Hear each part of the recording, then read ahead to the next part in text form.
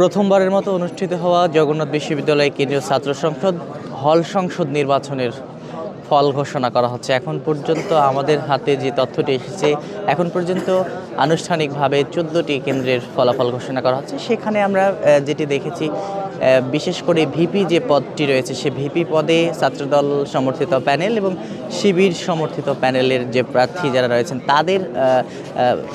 তাদের মধ্যে কিন্তু হাড্ডাহাড্ডি লড়াই হচ্ছে এবং হাড্ডাহাড্ডি লড়াই দেখা যাচ্ছে যে সামনে যে ফলাফলগুলো ঘোষণা করা হবে, যে কেন্দ্রের ফলাফলগুলো ঘোষণা করা হবে, সেগুলোতে হাড্ডাহাড্ডি লড়াইয়ের আভাস দেখছেন কিন্তু শিক্ষার্থীরা। তেমনটি কিন্তু আমরা দেখাচ্ছিলাম। এই মুহূর্তে যে জায়গাটিতে রয়েছি, জগন্নাথ বিশ্ববিদ্যালয়ের যে অডিটোরিয়াম রয়েছে, যে নতুন ভবনটির যে অডিটোরিয়াম, সেই অডিটোরিয়ামের ভিতরে আমরা আপনাদেরকে দেখাচ্ছিলাম। এখানে মূলত এখান থেকেই কেন্দ্রীয়ভাবে জগন্নাথ বিশ্ববিদ্যালয়ের শিক্ষার্থী ও হল সংসদ নির্বাচনের যে সমস্ত ব্যালট বাক্স থেকে শুরু করে সব কিছু কিন্তু এখানেই নিয়ে আসা হয়েছে এবং এখান থেকেই আনুষ্ঠানিকভাবে কিছুক্ষণ পরপরই কিন্তু ফলাফল ঘোষণা করা হচ্ছে। যেমনটি বলছিলাম যে মোট 39টি কেন্দ্রের মধ্যে এখন পর্যন্ত আমাদের হাতে যে 14টি কেন্দ্রের ফলাফল এসেছে, তার মধ্যে যদি একটু বলে রাখি, প্রকাশিত ফলাফলের সমন্বিত হিসেবে ভিপি পদে ছাত্রদল ও ছাত্র অধিকার পরিষদ সমন্বিত প্রার্থী AKM রাকিব এগিয়ে রয়েছেন।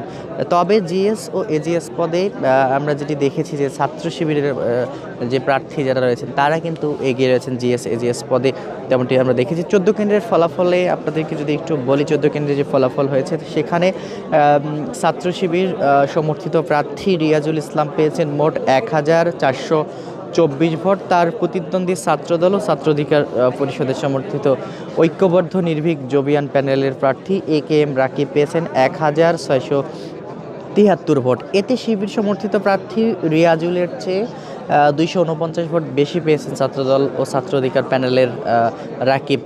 তেমনটি কিন্তু আমরা দেখেছি। সব মিলিয়ে এখন পর্যন্ত যে ফলাফলগুলো আমরা দেখছি যে কিছুক্ষণ পরপরই কিন্তু ফলাফল ঘোষণা করা হচ্ছে। যেহেতু প্রথমেই যখন ফলাফল ঘোষণা করা হয় তার আগেই যখন ফলাফল গণনা করা হচ্ছে, প্রথমে ম্যানুয়ালি গণনা করার পর সেটি আবারও মেশিনের মাধ্যমে গণনা করা হচ্ছে। এই যে গণনার যে এই প্রসেসিংয়ে কিন্তু দীর্ঘ সময় লেগে যাচ্ছে, যার ফলে এখন পর্যন্ত মাত্র 14টি কেন্দ্রের ফলাফল ঘোষণা করা হয়েছে। দিনের মধ্যে এই বাকি যে কেন্দ্রগুলো রয়েছে সেই কেন্দ্রগুলোর ফলাফল ঘোষণা করা সম্ভব হবে কিনা এটি এখন পর্যন্ত নিশ্চিত করে বলা যাচ্ছে না। আমাদের মনে হচ্ছে যে আজকে দিনের মধ্যে হয়তোবা আজকে দিনের বেলার মধ্যে এই সবগুলো যে কেন্দ্র রয়েছে এই সব কেন্দ্রের ফলাফল হয়তোবা ঘোষণা করা সম্ভব না, এমনটি মনে হচ্ছে। ফলাফল প্রকাশে দীর্ঘ সময় লেগে যেতে পারে।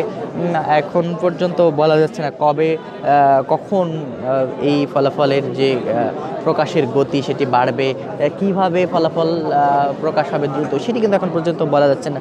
আরেকটি বিষয় আপনাদেরকে আমরা যেটি বলছিলাম যে গতকাল যখন ভোট শেষ হয় 9টা থেকে 3টা পর্যন্ত বিরতিহীনভাবে ভোট চলার পর 3টার দিকে যখন ভোট শেষে তার দীর্ঘ 5 ঘন্টা পর ভোট গণনা শুরু হয়। ভোট গণনা শুরু হলেও পরবর্তীতে যে মেশিনে ভোট গণনা করা হচ্ছিল সেই মেশিনে কিন্তু যান্ত্রিক ত্রুটি দেখা দেয়, সেটি কিন্তু আমরা দেখি। এর পরপরই যখন যান্ত্রিক ত্রুটি দেখা দেয়, এক মেশিনে এক ফলাফল, আরেক মেশিনে সেই একই যে ব্যালট, সে একই ব্যালটের আরেকটি রেজাল্ট আসছে, তখন কিন্তু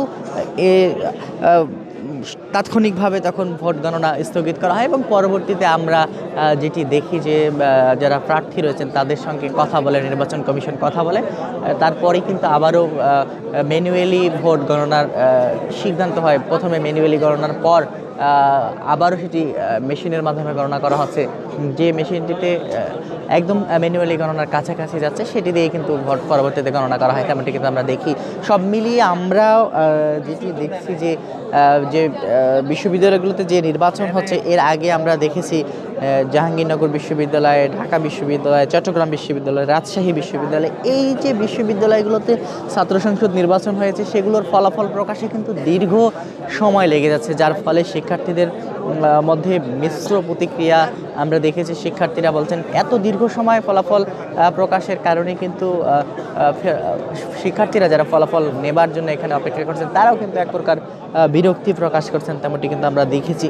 সব মিলিয়ে এই ছিল এখন পর্যন্ত আমার কাছে জগন্নাথ বিশ্ববিদ্যালয় কেন্দ্রীয় ছাত্র সংসদ নির্বাচনের কেন্দ্রীয় নিয়ন্ত্রণ কক্ষ থেকে সর্বশেষ পরিস্থিতি।